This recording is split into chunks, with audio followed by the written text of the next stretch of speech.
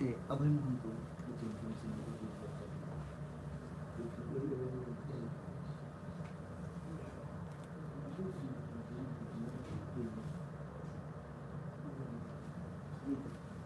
belajar bahasa Inggris. Yes.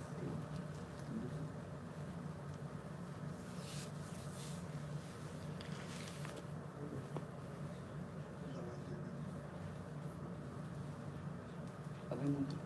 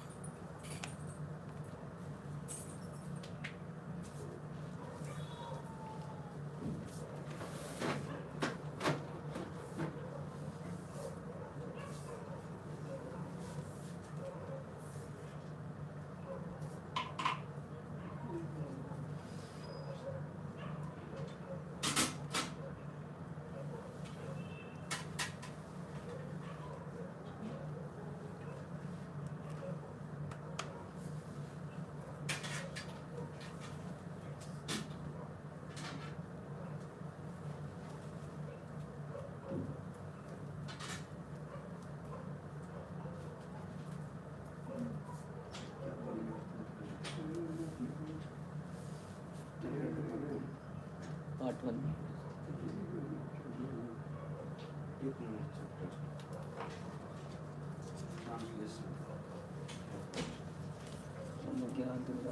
ज्ञानंजन शलाकया चक्षुरुन्मिलितं येन तस्मै Shri चैतन्यमनोभीष्टं Stam Stapitam Yajitalakshanam Rupam Chalam Sahadam Shri Guru Shri Padakam Shri Guru Vaishnava Shri Pam Sagrajatam Saganagamatam Vikam Sadvaitam Savadutam Padikam Saitam Krishna Chaitanya Dev Shri Radha Krishna Padam Sagamurika Shri Shri Krishna Karuna Sindhu Dinbandhu Jagatpate Gopesh Gopinakanth Radhakant Namaste Tattvakanchana Gaurangi Radhe Vrindavaneshwari Vishwanuste Vanchakalpatirubhasya Kripa Sindhu Patitanam Pavanebhyo Vaishnavebhyo Jai Shri Krishna Chaitanya Prabhu Nityananda Shri Advaita Radha Hare Krishna Krishna Krishna Hare Hare Hare Ram Ram Ram Om Vishnu Padaya Krishna Prishthaya Bhutale Shri Vedanta Swami Namaste Saraswati Devi Gaurvani Pacharani Vishnu Shunvar Bhasha Vishnu Vishnu Padaya Krishna Prishthaya Bhutale Shri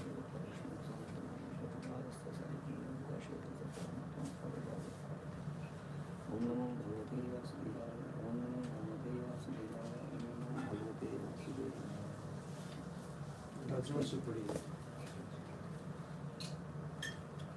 Rajo Vacham Katito Vanshvistaro Bhavata King Parikshit said, My dear Lord, you have elaborately described the dynasties of both the moon god and the sun god, with the exalted and wonderful character of their kings.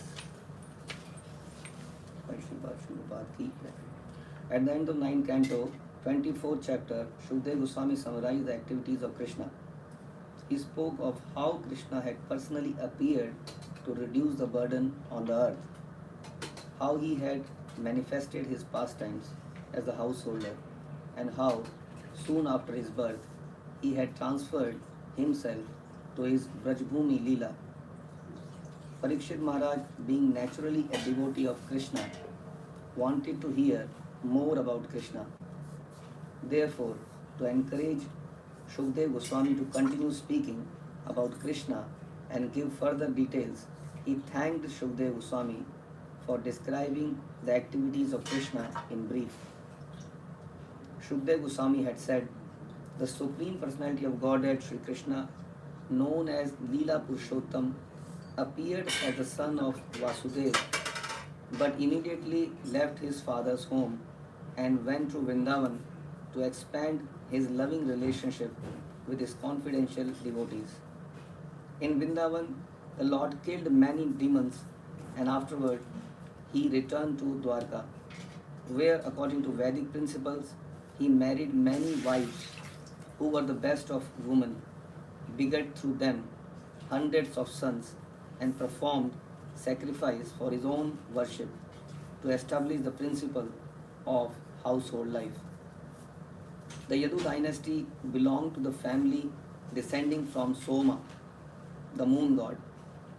Although the planetary system are so arranged that the sun comes first before the moon, Parikshit Maharaj gave more respect to the dynasty of moon god, the Soma Vansha, because in the Yadav dynasty descending from the moon, Krishna had appeared. There are two different Kshatriya families of the royal order, one descending from the king of moon planet and the other descending from the king of sun. Whenever the Supreme Personality of Godhead appears, he generally appears in a Kshatriya family because he comes to establish religious principles and the life of righteousness. According to the Vedic system, the Kshatriya family is the protector of the human race. When the Supreme Personality of Godhead appeared as Lord Ramchandra, he appeared in the Surya Vamsa, the family descending from the sun god. And when he appeared as the Lord Krishna, he did so in the Yadu dynasty as Yadu Vansa, whose descent was from the moon god. In the 9th canto, 24th chapter of Srimad Bhagavatam, there is a long list of the kings of Yadu Vansa. All the kings in both the Som Vansa and Surya Vansa were great and powerful, and Maharaj Parikshit praised them very highly. Nonetheless, he wanted to hear more about the Somavansa because that was the dynasty in which Krishna had appeared. The supreme abode of the personality of Godhead, Krishna, is described in the Brahma Samhita as the abode of Chintamani. The Vrindavan Dham on the earth is a replica of the same abode. As stated in Bhagavad Gita,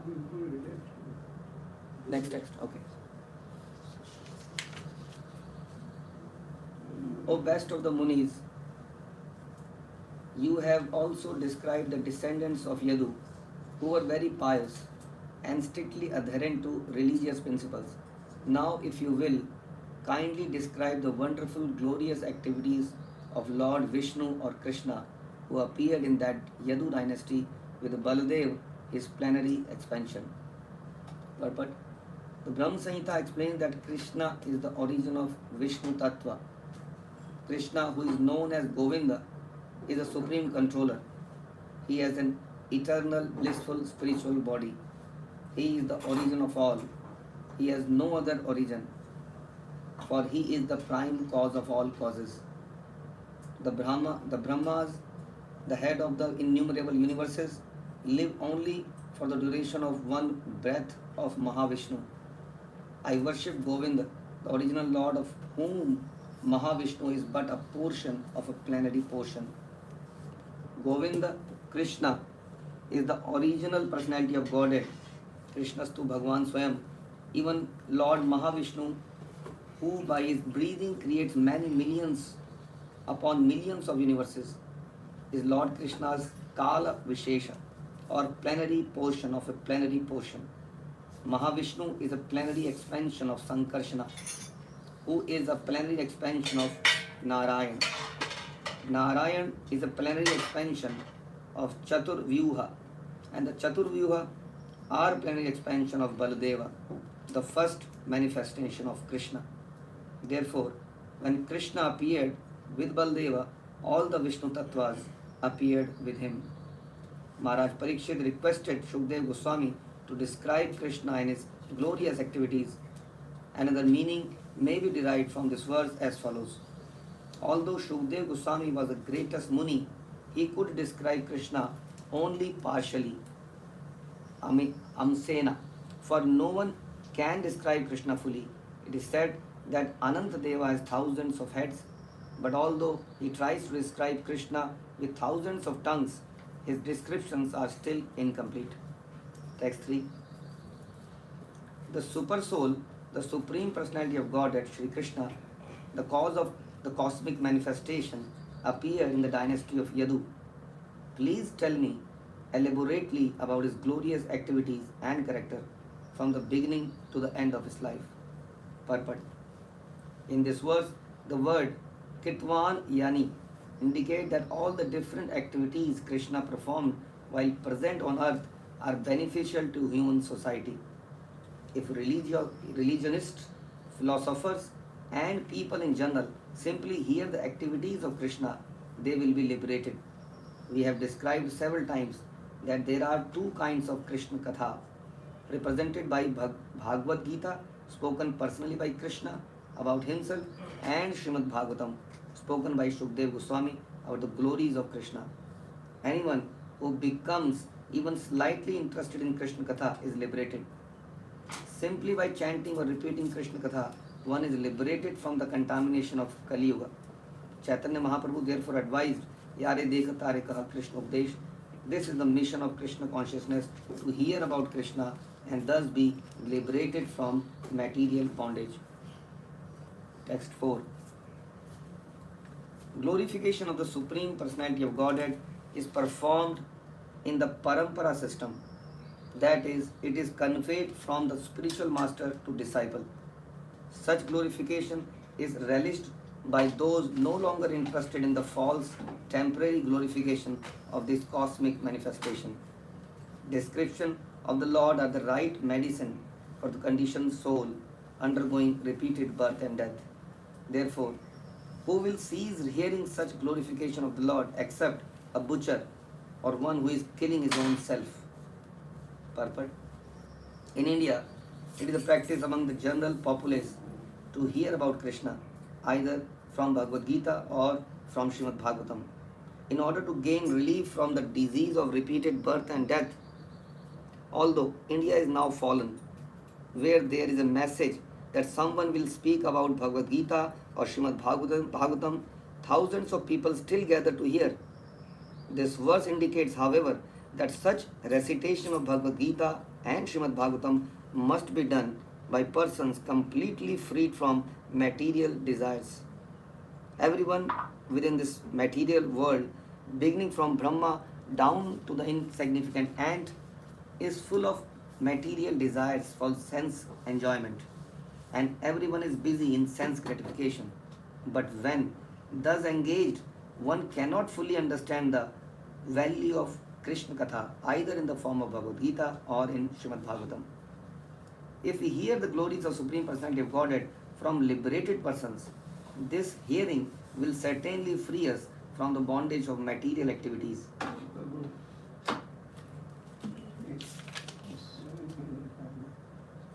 11th canto part 1. Okay.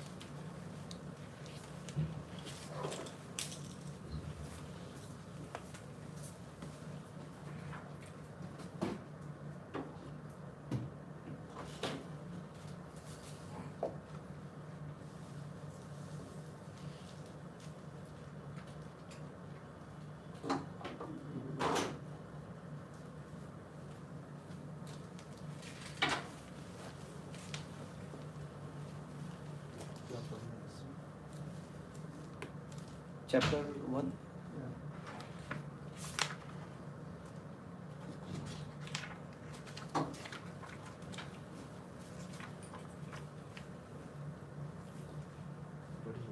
Text 1.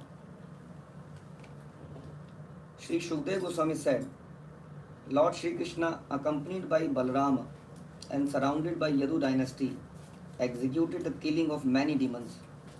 Then further, to remove the burden of the earth, the Lord arranged for the great battle of Kurukshetra, which suddenly erupted in violence between Kurus and the Pandavas. Purport.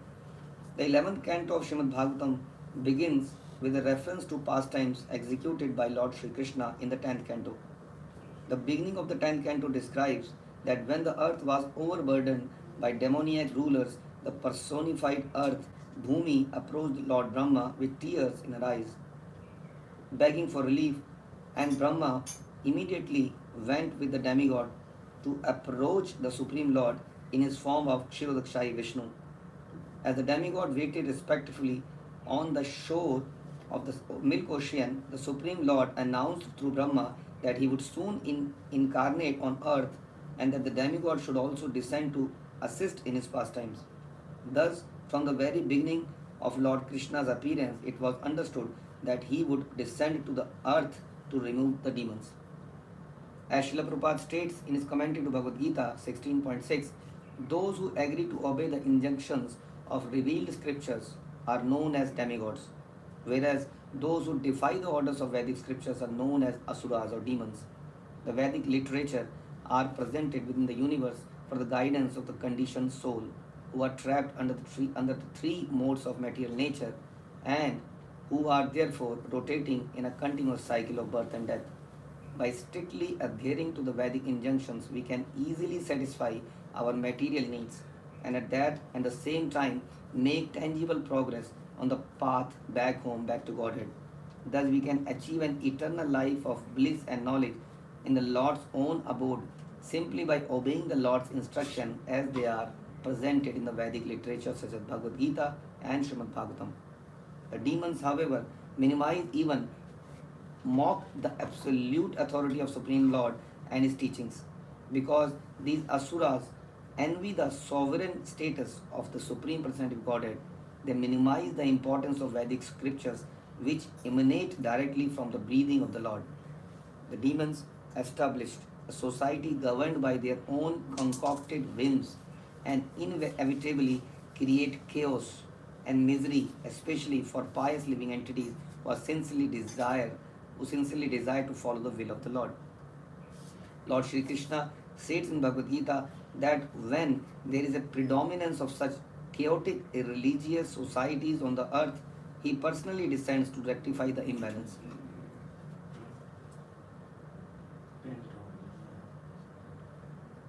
Thus, from the very beginning of his transcendental infancy, Krishna systematically killed the powerful asuras or demons who were an intolerable burden on the earth. Lord Shri Krishna was assisted by his brother Balaram, who is also the Supreme Personality of Godhead. Although God is one, he can expand himself to enjoy in many forms at once. That is his omnipotence. And the first such expansion is Balram or Baldev. Balram killed many noteworthy demons, including Dhenukasur, Divivida, and the envious Rukmi. Krishna was also accompanied by the members of Yadu dynasty, many of whom were demigods who had descended to assist the Lord. Srila Bhakti Siddhanta Saraswati Thakur, however, has revealed that although many demigods had taken birth in the Yadu dynasty to assist the Lord, some members of the Yadu dynasty were actually inimical toward Krishna because of their mundane vision of the Lord. They considered themselves to be on the same level as Krishna. Having taken birth in the family of the Supreme Personality of Godhead Himself, they had inconceivable strength and thus they misunderstood Krishna's supreme position. Having forgotten that Krishna is the Supreme Personality of Godhead, they would constitute a great burden and consequently it was necessary for Krishna to remove them from the earth. There is a popular saying that familiarity breeds contempt. To destroy the contemptuous members of his own dynasty, Lord caused a quarrel among them. For this purpose, he arranged for Narada and other sages to display anger against the Kashnas, the members of his family. Although many Yadus who were devoted to Krishna were apparently killed in his fratricidal war, the Lord Krishna actually returned them to their original position as universal directors or demigods. It is the Lord's promise in Bhagavad Gita that He will always protect those who are favorable to His service. Srila Vishwanath Chakravarti Thakur, in his commentary on this verse, has given a summary of the entire 11th canto as follows. Chapter 1 describes the beginning of the Moshal Leela or the prelude to the destruction of the Yadu dynasty. Chapter 2 to 5 describe the conversation between the 9 Yogendras and King Nimi. Chapter 6 describes the prayers of Brahma, Shiva and other residents of heaven. Chapter 7 through 29 present the conversation between Krishna and Uddhava, that is known as Uddhav Gita chapter. 30 describes the withdrawal of the Yadu dynasty from the earth. The final chapter describes disappearance of Lord Krishna. Text 2. Because of the sons of Pandu were engaged by the numerous offences of their enemies, such as duplicitous gambling, verbal insults, seizing of the Draupadi's hair, and many other cruel transgressions, the Supreme Personality engaged those Pandavas as the immediate cause to execute his will. On the pretext of battle of Kurukshetra, Lord Krishna arranged for all the kings who were burdening the earth to assemble with their armies on opposite sides of the battlefield. And when the Lord killed them through the agency of war, the earth was relieved of this burden.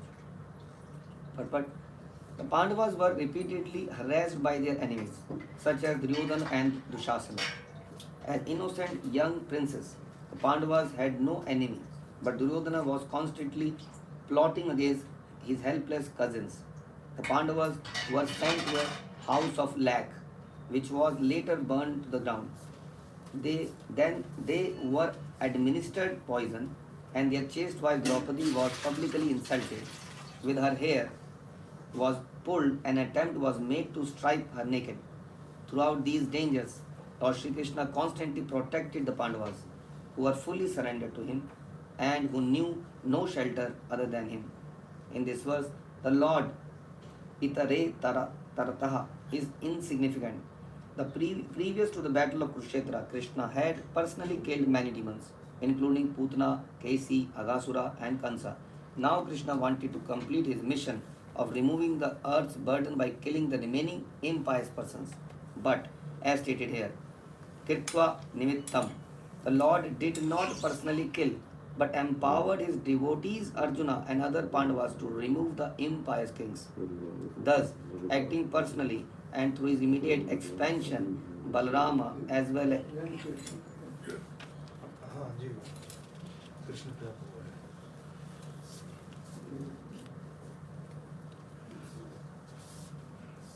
does Just that came to Maharaji, inquire about your health. So, okay, Maharaj. And now you are doing service. I can take afterwards. You are finishing, Maharaj? I will come a little later. Yes, no, Maharaj. Okay, thank you. the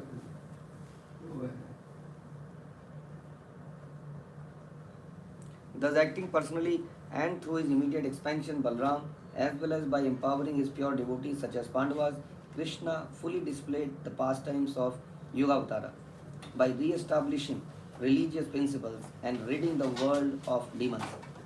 Although the general purpose of the Kurukshetra battle was to kill the demons by Krishna's arrangement, some great devotees such as Bhishma also appeared to be inimical toward the Lord.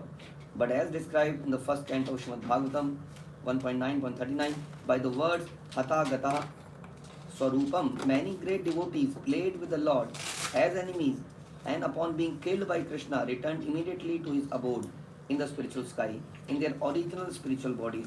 Because God is absolute, by his killing he simultaneously removes the burden from the earth and encourages his pure devotees.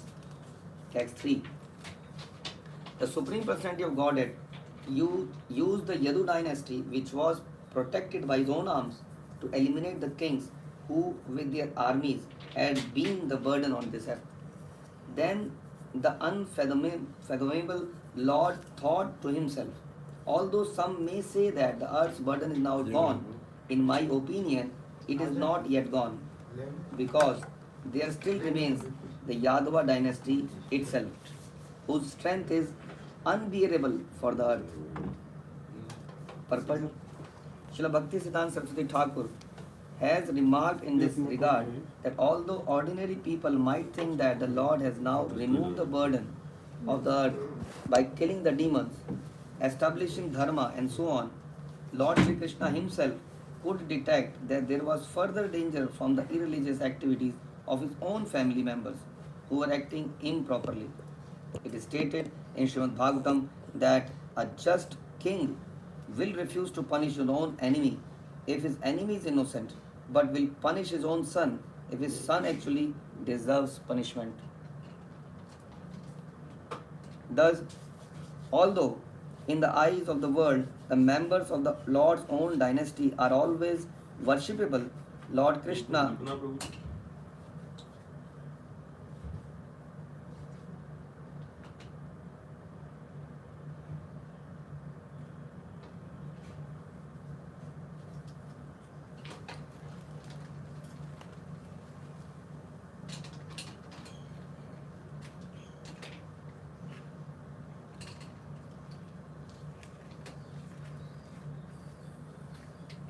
थोड़ा सा लो है 90 है ठीक है 80 भी कई बार होता है 90 65 ऊपर वाला थोड़ा सा प्लस करिएगा हमारा इसको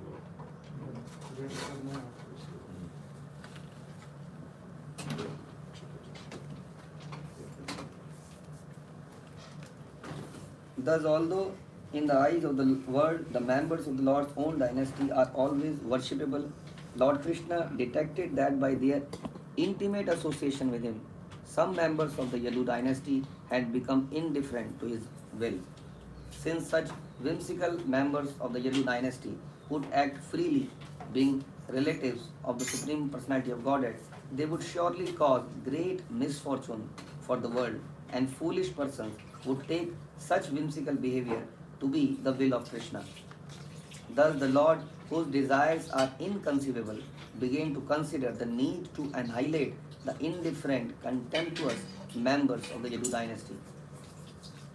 From the viewpoint of ordinary persons, all the demons had been killed by the Supreme Lord pastimes in Dwarka and Mathura, as well as by the battle of Kurukshetra, and the earth was now free from its burden.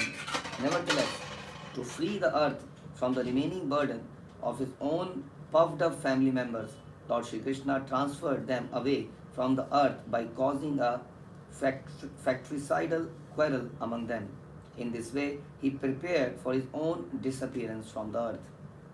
Sridhar Swami has pointed out that the word Bahu Biha or by his arms is used in the plural rather than dual to indicate that the Lord caused the destruction of the Yadu dynasty in his four-armed form.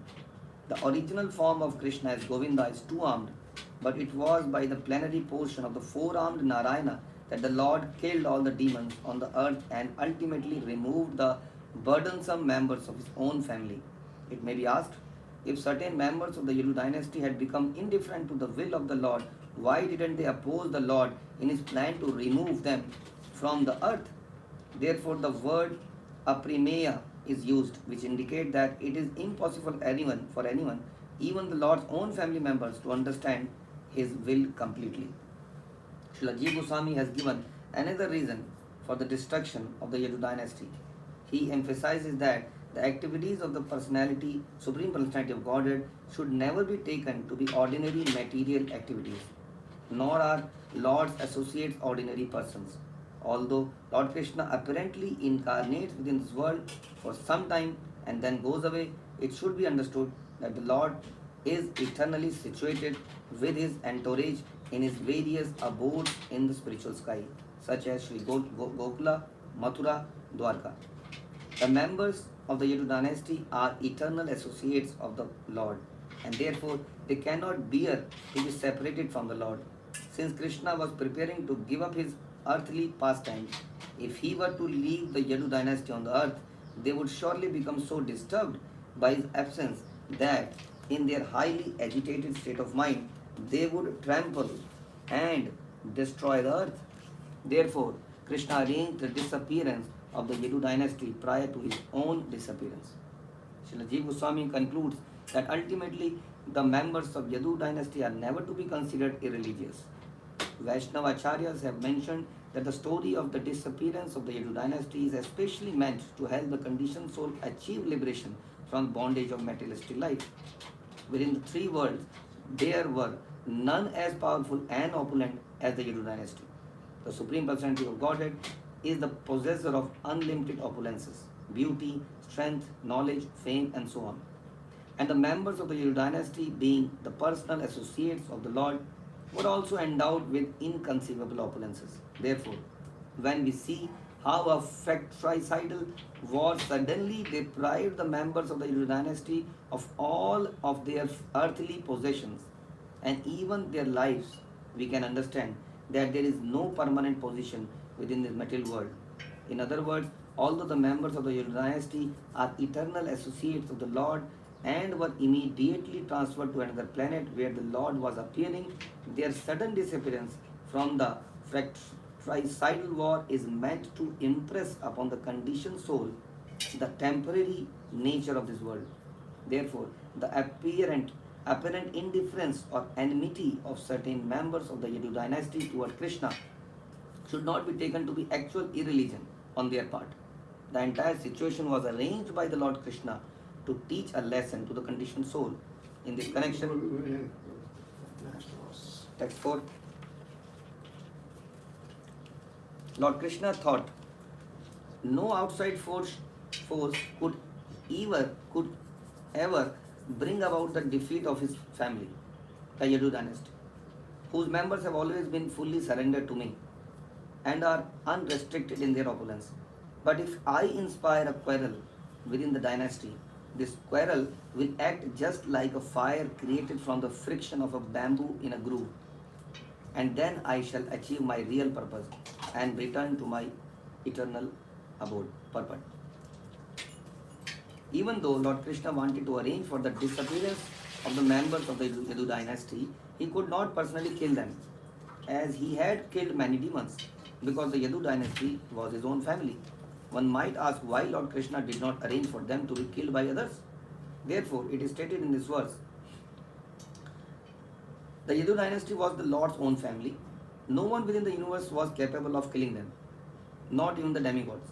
In fact, Vishwanath Chakravarti Thakur points out that no one within the universe was capable of even insulting the members of the Yadu dynasty. What to speak of defeating or killing them? The reason is given here by the words of Mat Samsrasya. The members of the Yadu dynasty had fully taken shelter of Krishna. Therefore, they were always under the personal protection of the Lord. It is said, Mare Krishna Rakhe Krishna Mare ke. If Krishna protects someone, no one can kill him. And if Krishna wants to kill someone, no one can save him.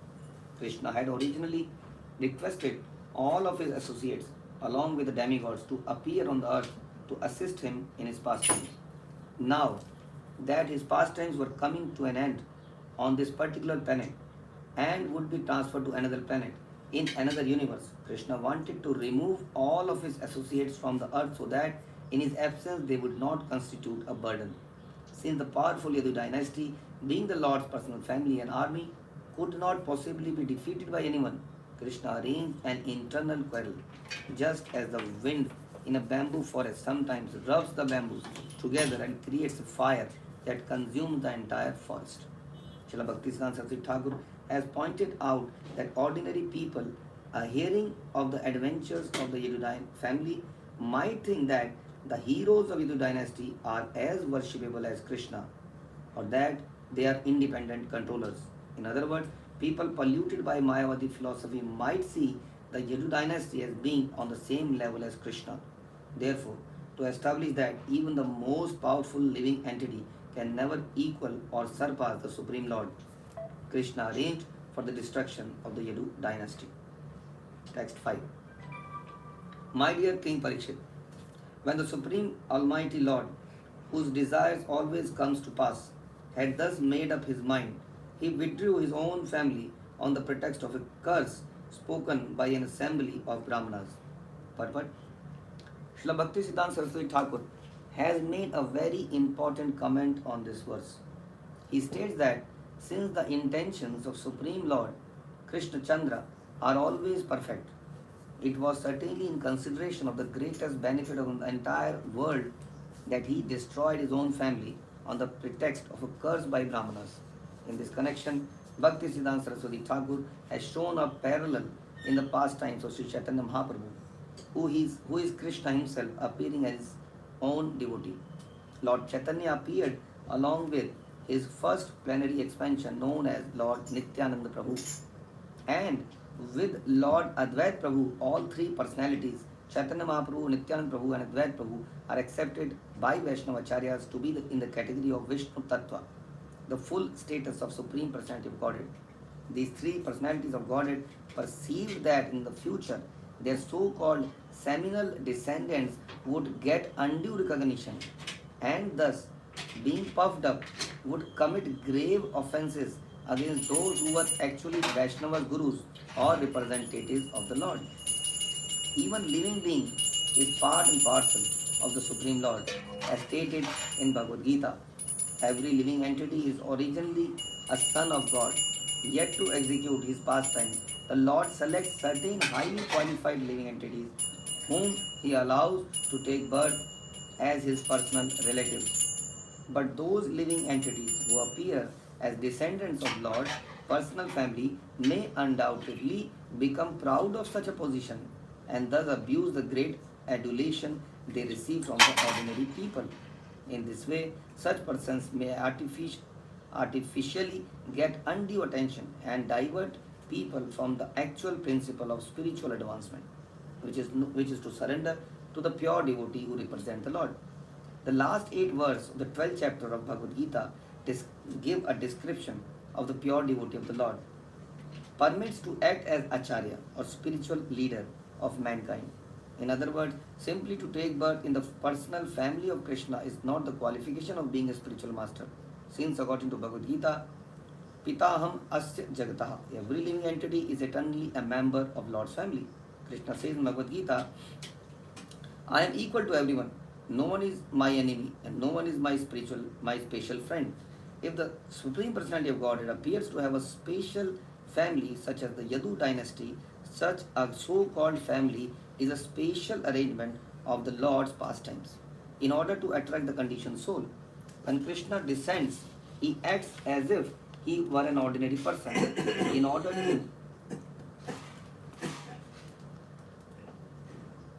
order to attract the living entities to his pastime. Therefore, Krishna acted as though the Yadu dynasty was his personal family, although in fact every living entity is a member of his family. Ordinary people, however, notwithstanding the higher principles of spiritual knowledge, easily forget the actual qualification of a bona fide spiritual master and instead give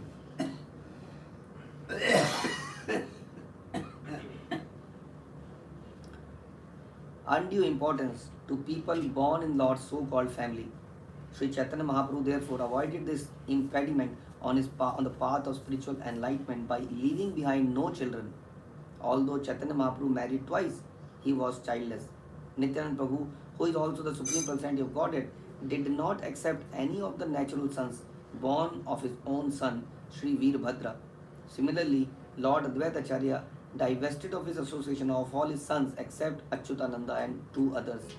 Achyutananda, the chief faithful son of Advaita Acharya, had no seminal progeny, and the remaining three of the six sons of Lord Advaita fell from the path of devotion to the Lord and are known as rejected sons. In other words, the appearance of Chaitanya Mahaprabhu allowed little facility for continuing a so-called seminal family to create confusion. The respect shown to the conception of seminal lineage in deference to the ideas of the Smartas is unfit to be accepted by one who actually understands the supreme truth from Vedic authority. Other acharyas or spiritual masters have also demonstrated this point in their own families. His Divine Grace A.C. Bhaktivedanta Swami Prabhupada, our own beloved spiritual master, who is the mighty author of this Srimad Bhagavatam series, was born in a family of pure devotees, and he himself exhibited all the symptoms of pure devotional service from his very childhood. Srila Prabhupada eventually came to the Western countries and exhibited unprecedented spiritual potency in establishing Krishna consciousness movement all over the world. In a few short years, he translated more than 50 large volumes of Vedic philosophy. By his practical activities, he is certainly understood to be a most empowered representative of the Lord. Nonetheless, his own family members, although devotees of Krishna, did not at all come up to the proper standard of devotional service and are therefore not given attention by the members of ISKCON. The natural tendency for the members of the International Society for Krishna Consciousness would be to offer all reverence and worship to the members of Srila Prabhupada's immediate family. But since by Krishna's arrangement, these family members are not at all on the platform of pure devotional service, the members of ISKCON give them hardly any attention, but instead worship those who actually exhibit the qualities of highly advanced Vaishnavas, regardless of their so-called birth. In other words, birth cannot constitute the qualification for a respectable person. Even when one is born in the Lord's own family or in the Acharya's family, what to speak of an ordinary, wealthy, or a learned family? In India, there is a class of men known as Nityanand Vamsa who claim to be direct descendants of Lord Nityananda and therefore worthy of the highest respect for their position in the devotional service. In this regard, Srila Prabhupada has written in the Nectar of Devotion, in the Middle Ages, after the disappearance of Lord Chaitanya, great associate Lord Nityananda, a class of priestly persons claimed to be the descendants of Nityananda, calling themselves the Goswami caste.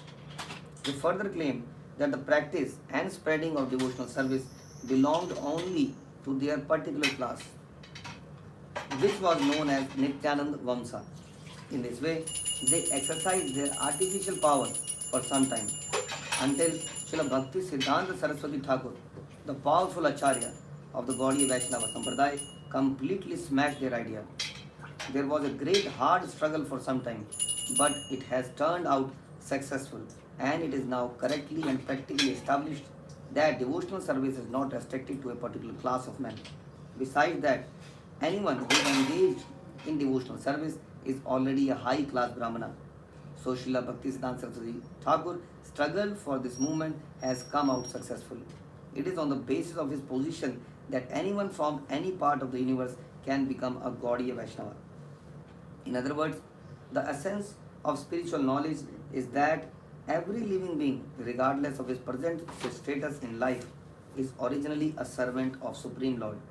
And it is the mission of the Lord to reclaim all these fallen living entities despite his past situation. Any living being who is willing to surrender again at the lotus feet of Supreme Lord or his bona fide representative can purify himself by strictly adhering to the rules and regulations of Bhakti Yoga and thus act as a high class Brahmana. Nonetheless, the seminal descendants of the Lord think themselves to have acquired their ancestors' character and position. Thus, the Supreme Lord, who is the well-wisher of the entire universe and especially to his devotees, bewilders the discriminatory power of his own descendants in such a contradictory way that these seminal descendants become recognized as deviants and the actual qualification to be a representative Lord, namely unalloyed surrender to will of Krishna, remains prominent. Text 6 and 7. The Supreme Personality of Godhead Krishna is the reservoir of all beauty. All beautiful things emanate from him, and his personal form is so attractive that it steals the eyes away from all other objects, which then seem devoid of beauty in comparison to him. When Lord Krishna was on the earth, he attracted the eyes of all the people. When Krishna spoke, his words attracted the minds of all who remembered them. By seeing the footsteps of Lord Krishna, people became attracted to him, and thus they wanted to offer their bodily activities to the Lord as his followers. In this way, Krishna very easily spread his glories, which are sung throughout the world by the most sublime and essential Vedic verses. Lord Krishna considered that simply by hearing and chanting those glories, conditioned souls born in the future would cross beyond the darkness of ignorance. Being satisfied with this arrangement, he left for his desired destination. Purport. According to Sridhar Swami, these two verses indicate that Lord Krishna, having achieved all the purposes for which he had descended, went back to his spiritual kingdom. It is natural that people in this material world hanker to see a beautiful object. In materialistic life, however, our consciousness is polluted by the influence of the three modes of the nature, and therefore we hanker for material objects of beauty and pleasure. The materialistic process of sense gratification is imperfect because the laws of material nature will not allow us to be happy or satisfied in materialistic life. The living entity is constitutionally an eternal servant of God and is meant to appreciate the infinite beauty and pleasure of the Supreme Lord. Lord Krishna is absolute truth and the reservoir of all beauty and pleasure. By serving Krishna, we can also share in his ocean of beauty and pleasure, and thus our desire to see beautiful things and enjoy life will be fully satisfied. The example is given that the hand cannot enjoy food independently but can assimilate it indirectly by giving it to the stomach. Similarly, by serving Lord Krishna, the living entity who is part and parcel of the Lord will derive unlimited happiness. The inconceivable Supreme Lord Sri Krishna, by displaying his own true form, freed the living entity from falsely seeking forms of beauty other than his form, which is itself the source of all beautiful things. Simply by seeing his lotus feet, unfortunate living beings could distinguish between the ungodly endeavors of the karmis who seek gross enjoyment for their own sense gratification and the practice of doubting one's activities with the service of the Lord. Although philosophers perpetually speculate about the nature of the God, Lord Krishna directly liberated the Jiva soul from all speculative misunderstandings about him by displaying his actual transcendental form and activities. Superficially, Krishna's personal form, words, and activities resemble those of ordinary conditioned souls. Srila Bhaktisiddhanta Saraswati Thakur explains that this apparent resemblance between the Lord's activities and those of the living entity is a merciful concession by the Lord so that the conditioned soul will be attracted to him and become eligible to return to his kingdom for an eternal life of bliss and knowledge. By showing his own spiritual form and kingdom to the living entities in a way tangible for them, Lord Krishna drove away their false enjoyment attitude and removing their long standing indifference to his personality. As stated in Bhagavad Gita, if one can understand the position of Sri Krishna as the Supreme Personality of Godhead, one will never again fall into the network of material illusion. Such a fall down can be avoided if one constantly hears about the unique transcendental form and beauty of Lord from authorized Vedic literature. As explained in Bhagavad Gita 2.42 and 43, men of small knowledge are very much attached to the flowery words of the Vedas, which recommend various fruity activities for elevation to heavenly planets, resultant good birth, power, and so forth. Being desires of sense gratification and opulent life, they say there is nothing more than this. On the other hand, certain parts of Vedic literature are specifically meant to award material sense gratification to the conditioned souls and at the same time gradually condition him to obey the Vedic injunction. The portion of the Vedas that recommend fruitive activities for regulated sense gratification are themselves dangerous because the living being who engage in such activities becomes easily entangled in the material enjoyment offered and neglects the ultimate purpose of the Vedas. The ultimate purpose of the Vedic literature is to bring the living entity back to his original consciousness, in which he acts as an eternal servant of the Supreme Personality of Godhead. By rendering service to the Lord, a living entity can enjoy unlimited spiritual bliss in the association of the Lord in his own kingdom. Thus, one who seriously desires to advance in Krishna consciousness should specifically hear the Vedic literature that deals with pure devotional service to the Lord. One should hear from those who are highly advanced in Krishna consciousness and avoid interpretation that stimulate material desires for enjoyment. When the tiny living entity is finally able to see the difference between the temporary affairs of the world and the transcendental activities of the Trivikrama, Krishna, he devotes himself to the Lord and removes from his heart the dark covering of the matter, no longer desiring sense gratification, which is enjoyed under the two headings sin and piety.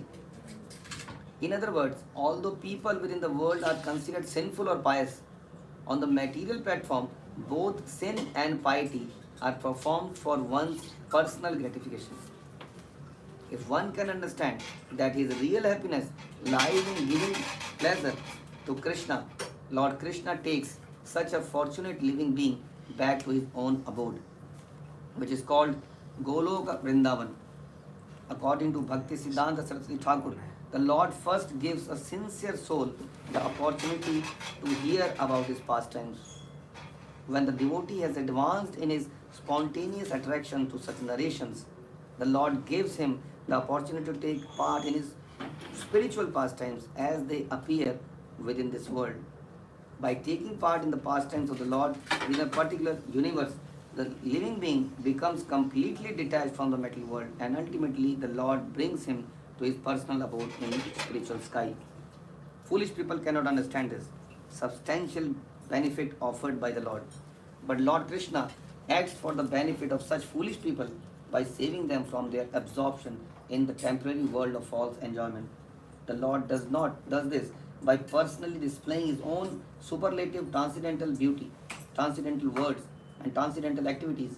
Srila Jiva Goswami has pointed out that the word Tamo Naya Krishyanti indicate that although Lord Krishna appeared 5,000 years ago, one who hears and chants about the activities, form, and words of the Lord will get exactly the same benefit as those who personally experience these things as contemporaries of Lord Krishna. In other words, he will also cross over the darkness of material existence and achieve the Lord's abode.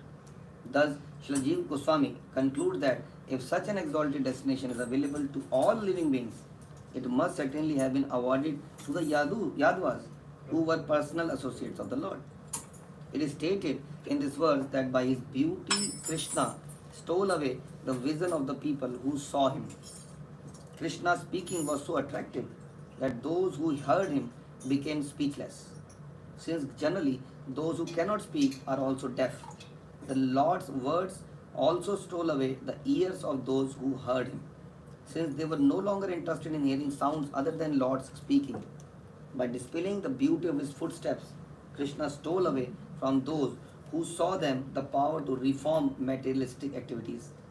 Thus, by his appearance in this world, Krishna took away the sense of mankind. In other words, he made people blind, dumb, deaf, mad, and otherwise invalid. Therefore, Vishwanath Chakravarti Thakur says, since he took away everything people possessed, who would properly call him merciful rather than he is just a thief? In this way, he indirectly offers the highest praise to the beauty of the Lord. Vishwanath Chakravarti Thakur also points out that although Krishna gave liberation to the demon by destroying them, to those who were attracted to him, Krishna gave pure love of God and drowned them to the ocean of his own beauty. Thus, Krishna is not like a person who gives charity without discrimination. And Krishna is so merciful that not only did he give the highest benediction to the inhabitants of the earth, but he empowered great saintly persons such as Vyasadeva to describe his pastimes with beautiful poetic verses. Thus, people born on the earth in future could easily cross over the ocean of birth and death by those glories which are compared to a strong boat. In fact, those of us who are now enjoying the glories of Krishna through the transparent medium of the Bhakti Vedanta purports of Srimad Bhagavatam by the mercy of His Divine Grace A.C. Bhaktivedanta Swami Prabhupada are the fortunate recipients of the mercy of Krishna, who was merciful even to persons yet to be born. Quoting from the Amar Kosha dictionary, Srila Vishwanath Chakravarti has also stated, the possible definitions for the Padam are that which have been decided, place of deliverance, fortunate, foot, or object. Thus, it translates the word Padam as also meaning Ya Vasita, that which has been decided.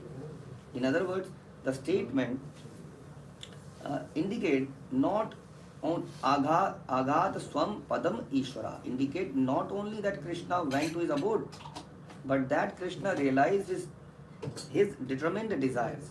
If we say that Krishna returned to his eternal abode, we imply that Krishna has been absent from his abode and now he was returning. Therefore, Vishwanath Chakravarti Thakur points out that it is incorrect to say in a normal sense. tomorrow. महाराज बोले कल आप reading कर लीजिए. Thank you. I'll try to come once in a week. Yes. I'll be going back.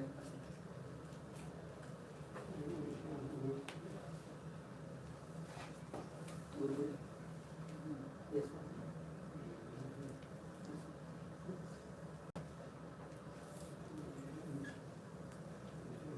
Yes, ma'am. Now you can ask me.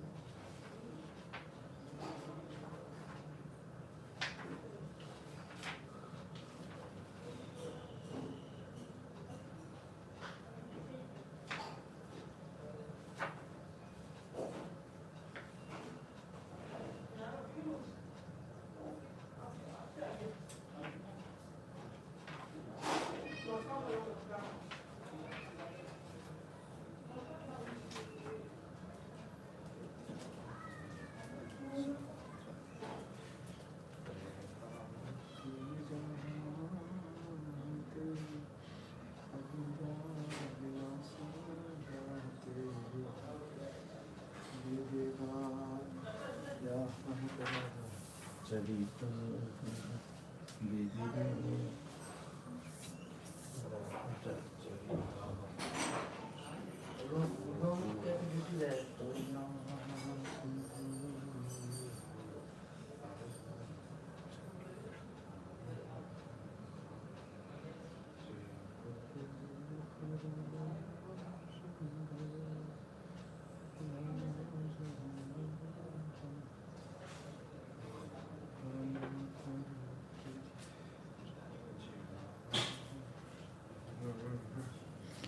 Loknath लोकेरा जीवन हा प्रभु करो दया देह मोरे पद छाया आहारो करो दया देह मोरे पद छाया प्रभु पद करो दया देह मोरे पद छाया एवे आस घोषो त्रिभुवन एवे आस घोषो त्रिभुवन शिल प्रभुपतित पवन जय प्रभुपद जय प्रभुपद प्रभुपाद प्रभुपाद प्रभुपाद जय प्रभुपाद जय श्री गौर निताय कृष्ण बलराम जगन्नाथ हृदय सुद्रा सुदर्शन की जय गिरिराज बाबा जय लक्ष्मी नरसिंह शक्ति जय सारी राम की जय महादेव की जय।